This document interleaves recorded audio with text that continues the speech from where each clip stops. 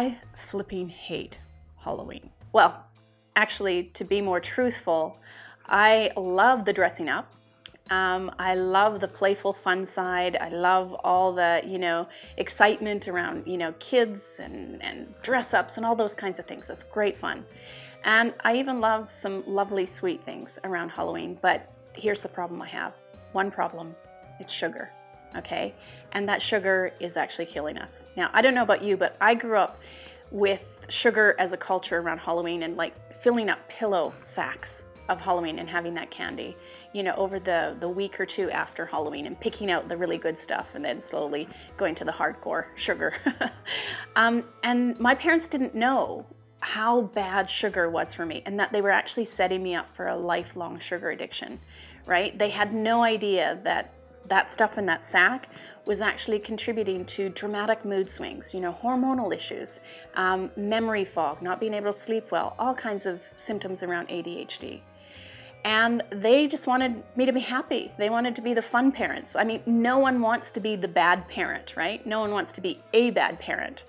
And so with Halloween, how do you actually find the balance of bringing in the fun, bringing in the playful things that actually happen around it, bringing in some sweetness without the downside and the bad effects that are actually making our kids sick?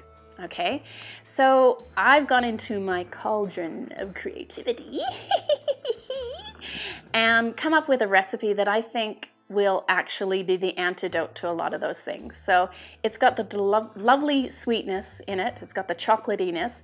It's super nourishing, right? So there's tons of nutrients in there. So they're not going to have these sugar crashes and mood swings and brain fog and all that kind of thing.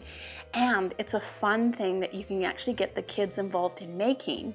So, and that's one of the things that kids love even more than just having a pillowcase of the sugar, is getting quality time and connecting and creating something that is going to nourish, energize, and protect them, and still be in the full spirit of the fun parts of Halloween. So here are our bloody monster fingers. These are a fantastic treat to get the kids into the kitchen, making something nutritious, delicious, nutrient dense, and super fun for Halloween.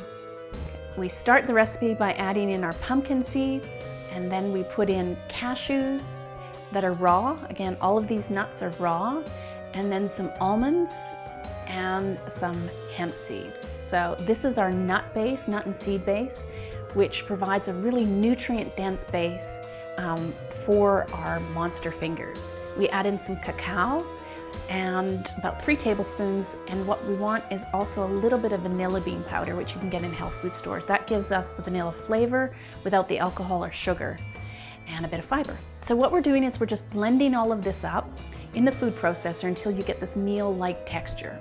And then what we're gonna do is we're gonna add in the dates, minus the pits, okay? The pits are the pits, you don't want that in your food processor. And what the dates are doing is they're providing that sweetness, but they're also providing the glue that holds your mixture together. The monster fingers will come together by adding the dates, and just add in the right amount that brings it together so it forms this dough that will come together in a ball. So when you squeeze it together, it holds together, but you don't want too much that it's too sticky, right? So you can see Andy's forming it here, so it will actually hold its shape. Then what you do is you take the mixture and you take kind of log shapes, just squeeze them in your hand like Andy's doing here, and it actually forms the basis for the monster finger. So it looks like a little log, kind of when you put it down on the ground, looks like a bit of a turd. Kids love making jokes around this, so yeah. So what you're doing is you're shaping it into a finger shape, and this is great because it's such an easy shape to create. Kids do it. So taper it so you have thickness on one end, and then it tapers into a thinner area, which you just create this little indentation, which is where we're going to put the fingernail in. So to create the fingernail, we're using raw almonds again that have been soaked, and you just slip the skins off, right? You can use a whole almond, but we tend to use a half almond. So just as you slip the skin off, and then you can just pop your finger in and split it in half. And then take that half and put it in the indentation. So the drier the almond is, it will actually adhere to the stickiness of the date. And then what you do is once that's actually in there and it's all secure and held in, you can put little indentations with a knife that form the little creases in your fingers. Okay, so 3 or 4 will do, and then you have what is shaped as a monster finger.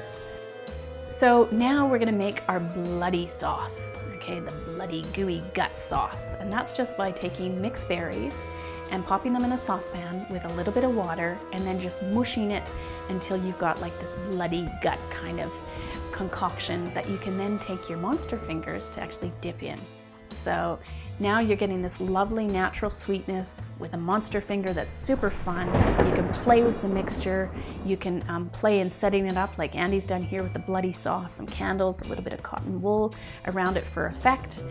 So here we have it. These are our monster fingers with the blood bath to dip them in. So this is a sweet treat that won't turn your little angels into monsters.